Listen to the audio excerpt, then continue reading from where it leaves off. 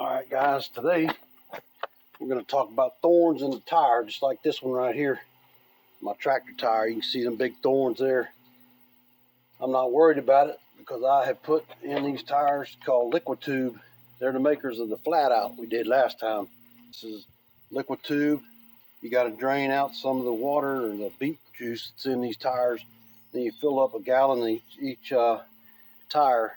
And then when you get these thorns like this, they say just pull them out, and then the rest is, you'll see the LiquiTube come up in here and seal it up. In fact, it already has. So there we go. You get these guys, and you want to use LiquiTube in your tires. They work every time. This particular one I ran over with the front tire. It sealed right up as I kept on mowing. Don't want to stop mowing for flat tires? Get yourself some LiquiTube. Check it out. Check out my links in the bio or the description.